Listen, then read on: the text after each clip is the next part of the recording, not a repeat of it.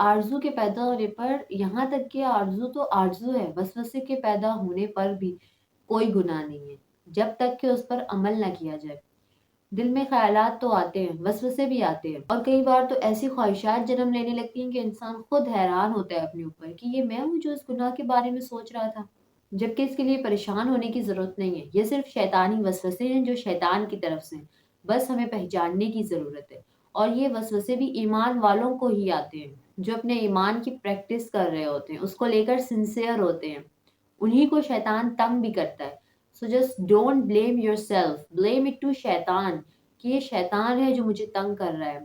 شیطان بار بار تنگ کرتا ہے کہ شاید یہ ہار مان جائے۔ شیطان تو بار بار کوشش کرتا رہے گا، لیکن آپ یہ طے کر لیں کہ جب بھی مجھے برا خیال آئے گا میں استغفار پڑھوں گا یا 2 نفل پڑھ لوں گا۔ شیطان hates it کہ وہ آپ کو تنگ کر رہا ہے، آپ کو بہکا رہا ہے گناہ کی طرف، اور آپ استغفار کیے جا رہے ہیں، اپنے گناہوں کی معافی کرائے جا رہے ہیں۔ صحابہ کرام رضی اللہ عنہ کو جب برے خیال آتے تو آپ صلی اللہ علیہ وسلم انہیں ہمیشہ پازیٹیو وے میں بتایا کرتے تھے کہ یہ تو ایمان والوں کے لیے بشارت ہے، اس میں پریشان ہونے کی ضرورت نہیں ہے۔ اب ایسا نہیں ہے کہ برے خیال آئے تو اس پر فخر کرنے لگ جائیں، بلکہ اپنے آپ کو بزی رکھیں، دوسرے کاموں میں لگا لیں، اپنے ذہن کو دوسرے کاموں کی طرف راغب کریں اور اس خیال کو ذہن سے نکال دیں۔ شیطان تو بار بار حملہ کرے گا، جنگ میں ایک ہی وار سے دشمن ختم تو نہیں ہو جاتا نا، اگین اینڈ اگین فائٹ کرنا پڑتا ہے۔ تو بس اسی طرح یہ شیطانی وسوسہ بھی ایک دشمن ہے جس کے ساتھ بار بار فائٹ کرنا پڑے گا۔ ان وسوسوں کو 100% تو ختم نہیں کیا جا سکتا، کیونکہ اللہ تعالیٰ نے شیطان کو اجازت دے رکھی ہے، تو وہ تو بار بار وسوسہ ڈالے گا، لیکن کچھ طریقے ہیں جن پر عمل کرتے ہوئے ان وسوسوں کو بہت زیادہ حد تک کم کیا جا سکتا ہے۔ سب سے پہلا طریقہ کیا ہے کہ اللہ تعالیٰ کی پناہ مانگے۔ اللہ نے قرآن میں فرمایا ہے وَإِمَّا يَنزَغَنَّكَ مِنَ الشَّيْطَانِ نَزْغٌ فَاسْتَعِذْ بِاللَّهِ إِنَّهُ هُوَ السَّمِيعُ الْعَلِيمُ۔ اور اگر تمہیں شیطان کی وجہ سے کوئی وسوسہ محسوس ہو تو اللہ کی پناہ مانگ لیا کرو، بے شک وہ خوب سننے والا اور خوب جاننے والا ہے۔ دوسرا طریقہ کیا ہے کہ اس بات کا یقین رکھیں کہ شیطانی وسوسوں پر مواخذہ نہیں ہے۔ نبی کریم صلی اللہ علیہ وسلم نے فرمایا ہے کہ اللہ تعالیٰ نے میری امت سے درگزر فرمایا ہے ان باتوں یا وسوسوں کے بارے میں جو اس کے نفس میں آئیں، لیکن اس نے ان پر عمل نہیں کیا اور نہ اس کے بارے میں بات کی، یعنی اس کا ذکر بھی نہیں کرنا ہے اور عمل تو اس پر بالکل بھی نہیں کرنا ہے، تب آپ گناہ سے خارج ہو جائیں گے۔ تیسرا طریقہ یہ ہے کہ اعوذ باللہ کثرت کے ساتھ پڑھیں۔ حضرت ابو ہریرہ رضی اللہ عنہ سے روایت ہے کہ رسول اللہ صلی اللہ علیہ وسلم نے فرمایا کہ تم میں سے کسی شخص کے پاس شیطان آتا ہے اور پہلے تو اس کے دل میں یہ سوال پیدا کرتا ہے کہ فلاں چیز کس نے پیدا کی، فلاں چیز کس نے پیدا کی، اور آخر بات یہاں تک پہنچا دیتا ہے کہ خود تمہارے رب کو کس نے پیدا کیا۔ جب وہ کسی شخص کو ایسا وسوسہ ڈالے تو اسے اللہ تعالیٰ کی پناہ مانگنی چاہیے اور اس شیطانی خیال کو چھوڑ دینا چاہیے۔ اگر نماز اور قرات کے دوران شیطان تنگ کرتا ہے تو اس صورت میں اعوذ باللہ من الشیطان الرجیم پڑھ کر بائیں طرف 3 بار دھتکار دیں۔ سیدنا عثمان بن ابو عاص رضی اللہ عنہ آپ صلی اللہ علیہ وسلم کے پاس آئے اور کہا کہ یا رسول اللہ، شیطان میرے اور میری قرات کے درمیان حائل ہوتا ہے اور میری قرات میں شک ڈالتا ہے۔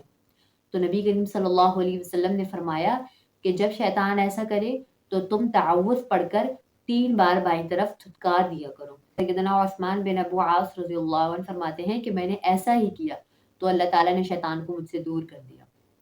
اس کے بعد ایک اور طریقہ کیا ہے کہ سورۃ الاخلاص اور معوذتین پڑھی جائیں۔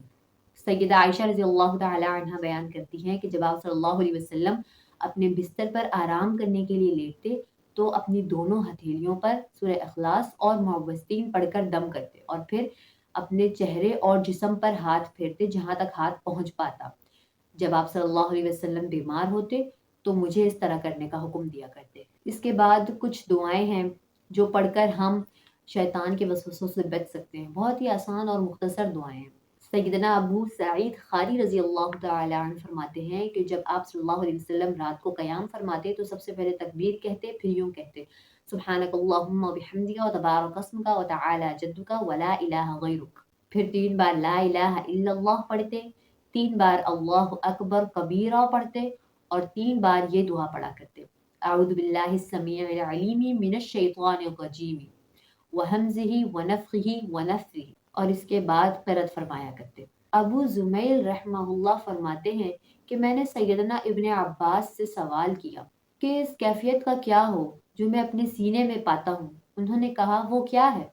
میں نے کہا واللہ وہ ایسی چیز ہے جو میں اپنی زبان پر نہیں لا سکتا۔ انہوں نے کہا کیا وہ شک و شبہ والی بات ہے؟ اور وہ ہنس دیے اور بولے کہ واللہ اس سے کسی کو نجات نہیں۔ تو انہوں نے فرمایا کہ جب تم اپنے سینے میں اکساہٹ محسوس کرو تو یہ دعا پڑھ لیا کرو، هو الاول والآخر والظاہر والباطن وهو بكل شيء علیم۔ وہی اول بھی ہے اور آخر بھی، وہی ظاہر بھی ہے اور پوشیدہ بھی، اور وہی ہر چیز کا علم رکھتا ہے۔ سیدنا ابن عباس سے مروی ہے کہ رسول اللہ صلی اللہ علیہ وسلم کے پاس ایک آدمی آیا اور کہنے لگا کہ ہمارے دل میں ایسے خیالات آتے ہیں، اس طرح کے خیال آتے ہیں کہ ہم ان کو زبان پر لانے کے بجائے کوئلہ ہو جانا زیادہ پسند کریں گے۔ تو آپ صلی اللہ علیہ وسلم نے فرمایا اللہ اکبر اللہ اکبر اللہ اکبر الحمد للہ الذی رد کیدہ الی الوسوسہ۔ اللہ سب سے بڑا ہے، اللہ سب سے بڑا ہے، اللہ سب سے بڑا ہے۔ تمام تعریفیں اللہ تعالیٰ کے لیے ہیں جس نے اس شیطان کی چال کو وسوسے تک محدود رکھا، یعنی اسے یقین اور عمل کا حصہ نہیں بننے دیا۔